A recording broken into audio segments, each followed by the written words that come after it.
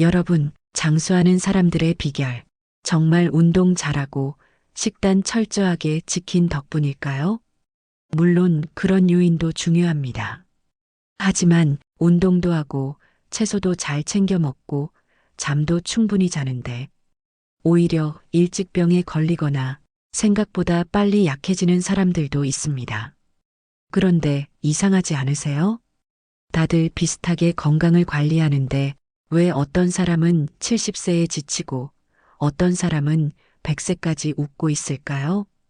이 질문을 오래 연구한 결과 한 가지 공통점이 눈에 띄기 시작했습니다. 장수하는 사람들은 몸보다 마음을 먼저 돌본다는 사실. 음식을 조절하기 전에 감정을 조절하고 약을 챙기기 전에 기분을 다독입니다. 오늘은 바로 그 이야기입니다. 오래 사는 사람들은 감정을 어떻게 다루는지 그 놀라운 공통점을 하나하나 살펴보겠습니다.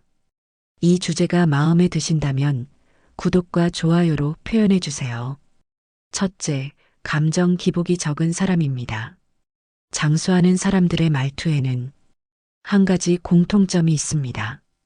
기뻐도 조용하고 슬퍼도 조용하다. 과하게 흥분하지도 않고 깊게 무너지지도 않죠. 감정이 격해지는 일이 거의 없습니다. 실제로 장수자의 공통점을 연구한 자료들을 보면 감정 기복이 적은 사람이 스트레스 호르몬인 코르티솔의 수치도 낮게 유지되는 경우가 많습니다. 코르티솔은 단기적으로는 몸을 보호하지만 쌓이면 면역을 약화시키고 혈압혈당 심혈관에까지 악영향을 줍니다. 결국 감정을 잔잔하게 유지한다는 건 몸을 아끼는 방식이고 수명을 지키는 기술이 됩니다. 장수하는 사람은 기분 따라 살지 않습니다.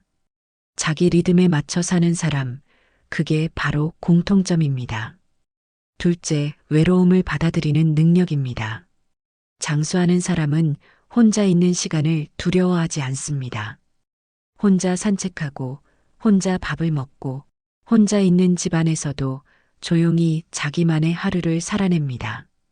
외로움은 병이다라는 생각 자체가 오히려 가장 큰 스트레스를 만들기도 합니다.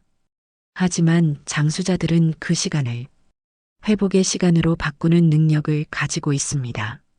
누군가는 식물에 물을 주고 누군가는 다 쓴 달력을 넘기며 손글씨를 적고 누군가는 빛이 드는 방 안에서 뜨개질을 하기도 합니다.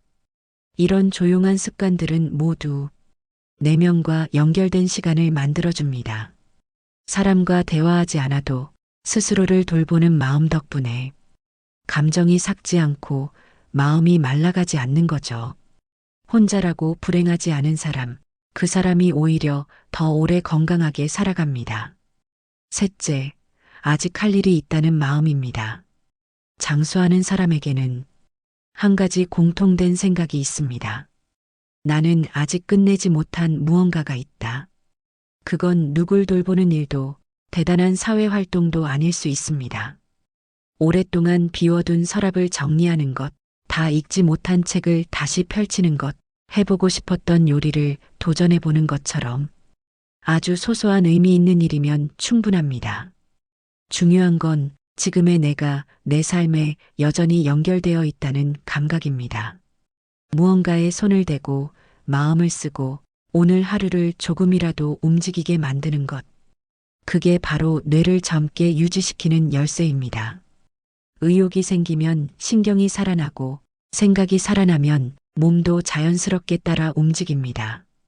아직 할 일이 있다는 마음은 생명을 앞쪽으로 당기는 힘입니다.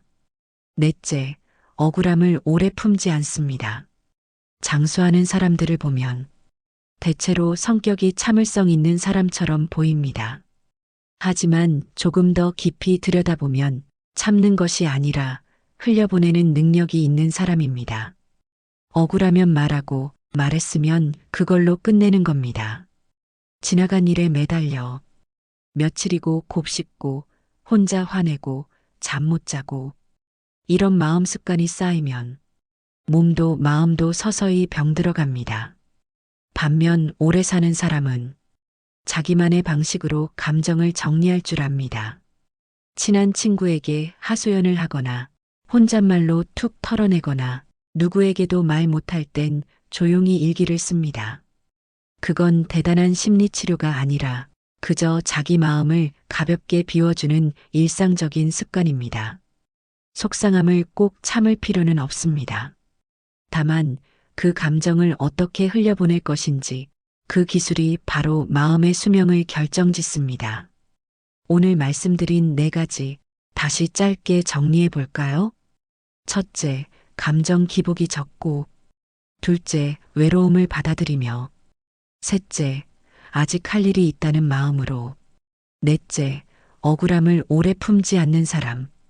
그 사람이 바로 오래 사는 사람입니다. 우리는 흔히 건강을 이야기할 때 무엇을 먹고 얼마나 움직였는지를 먼저 떠올립니다.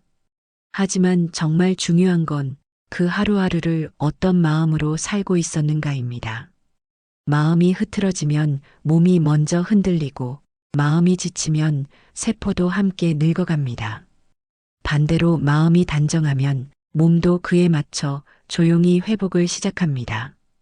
장수는 결국 마음에서부터 시작되는 삶의 태도입니다.